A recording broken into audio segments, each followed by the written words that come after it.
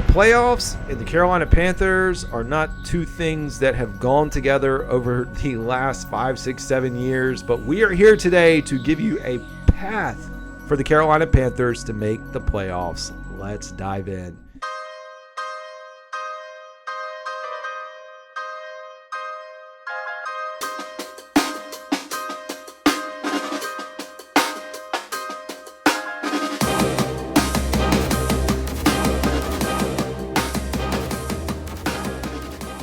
Folks, if you're tuning into the show, one, I appreciate it. Please hit the subscribe button as we continue to grow the show. First of all, before we get down the path of throwing out predictions and paths, I want to say from a prediction standpoint on the season, which I've got another episode for, no, I don't think this is a realistic vision. I am a realist as the podcast content creator that I am. I understand that it's going to take a lot for the Panthers to go from worst to first or worst to playoffs and sniff and get in there. But I wanted to lay it out because as I was going through the other night, I had an episode with two fans in the stands, great group of folks, and we were doing our record predictions. And I got out over my skis a little bit, and my initial prediction, and I think I had us like 8 wins. And so as I was going through my 8 wins, it honestly didn't feel that off. And so as I sat back and looked back at my notes, I was like, well, maybe let's give a path. And should say before that, my actual prediction was around 5 or 6 wins. This was more the optimistic view of the team. But as I sat there and stacked the dubs on paper, I also was like, okay, well, if you win one more game at 9-8, there's a good chance you're in the playoffs, or at least a conversation to make the playoffs. And so for me, I said, well, let's go ahead. Let's paint the picture for how the Carolina Panthers can get into the playoffs. And we're going to do that. And I think the way they do that is stacking wins in the first half of their schedule, and the first half being before the bye. So they played 10 games, a lot of winnable games. We know the second half of their schedule is difficult. So I think if you can get out to an early jump at 500 or maybe even 6 wins, 4 possibly. Four's tough because on the back half, again, just gets a lot more difficult. But let's talk about it. So the Panthers open at the Saints. I do believe that the Carolina Panthers are a better football team than the New Orleans Saints this year. I've given out my NFC South predictions. I think the Saints are going to drop and finish last in the division. Just my take. I think it's going to be Bucks, Falcons battling at the top. So the Panthers settling there at around the 3rd spot. But for the purposes of this, I do have the Saints losing to the Carolina Panthers in week 1. You follow that up with Justin Herbert coming into town to Bank of America, which I know is not an easy task at all. I'm personally not sold on Harbaugh, and that's no knock on him. But I look at what they lost on the offensive side of the ball, and I know it's the NFL. It's a little bit different than what you had in college. But I think the Panthers could piece together 2 wins, and that's the first game, home game for the Panthers this season. You think about the Chargers, that's a team that doesn't travel well. They don't even fill their own stadium, which we know all about that. But I think from an environment perspective, it's a good opening game for the Panthers, and I think you could see a really good crowd and, a team that's a fan base that rallies behind the team. So starting out at 2-0, that would be your first path. And you travel to the Las Vegas Raiders, and honestly, if you split between the Chargers and Raiders, that would be ideal. You want to sit there at 2-1.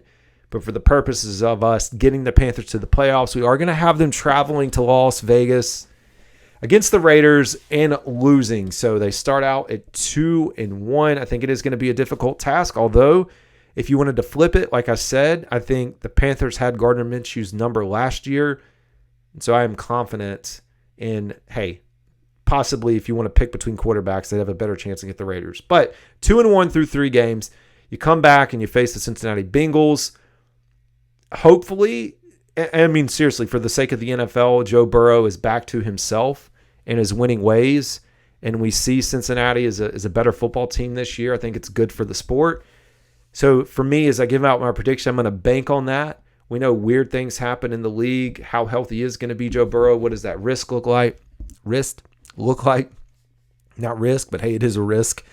So I'm going to have them losing. So starting out through the first 4 weeks at 2-2, then traveling to Chicago, who we know the Panthers couldn't even beat the backup quarterback there last year. Now you have Caleb Williams. I think Caleb Williams is going to be a great NFL quarterback. Some people probably not high on him. Think he's going to be fine. I don't care about the off-field stuff. I think he is going to be a good NFL quarterback.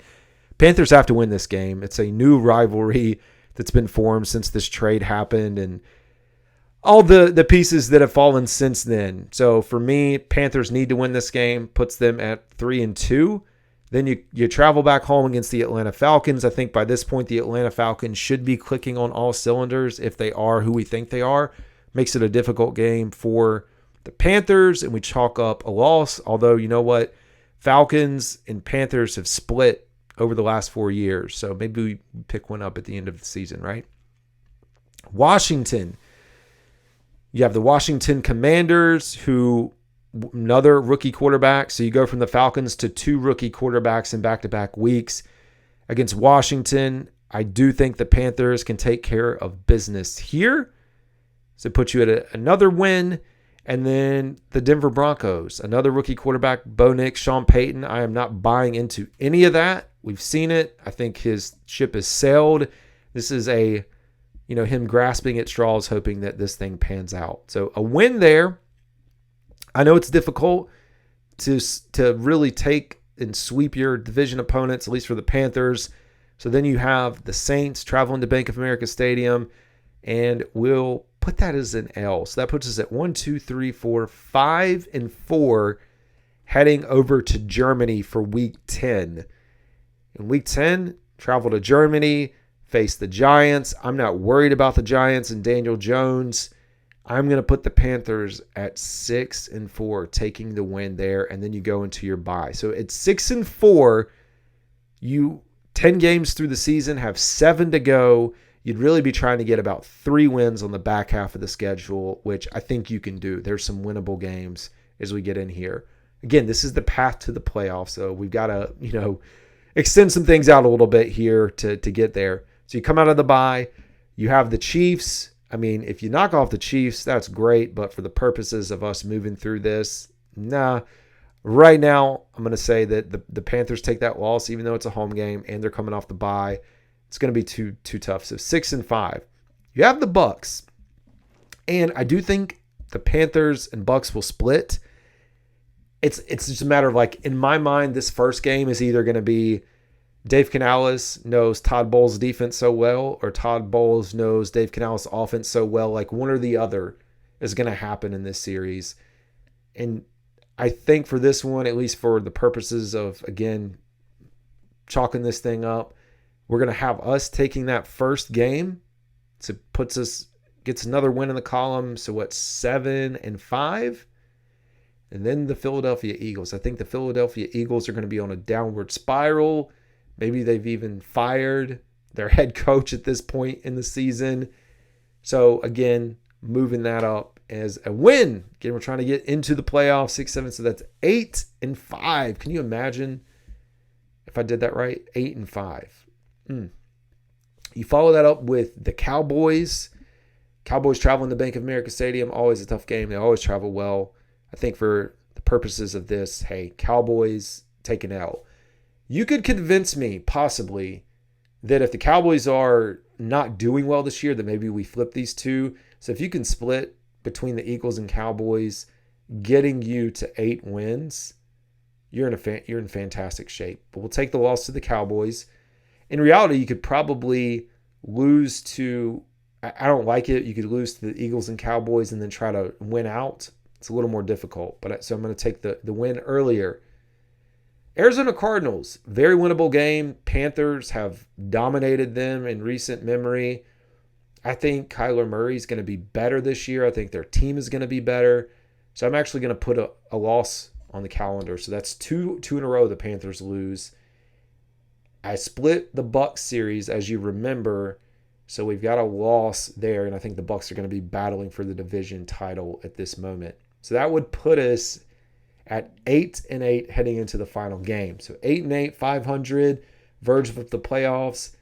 If the Falcons have wrapped up their division, or the division, not their division, but the division, the NFC South, at this time, possibly their resting starters, the Panthers can come out here and walk into the playoffs at 9-8.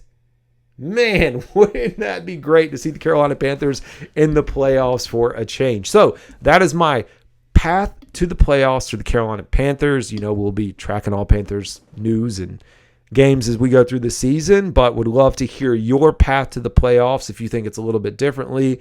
Is it possible? Is it feasible? Again, I don't think this is the bar, but I wanted to give folks a view of where I think it could be. Anyways, folks, that's going to do it. This is Carolina Dad. See y'all.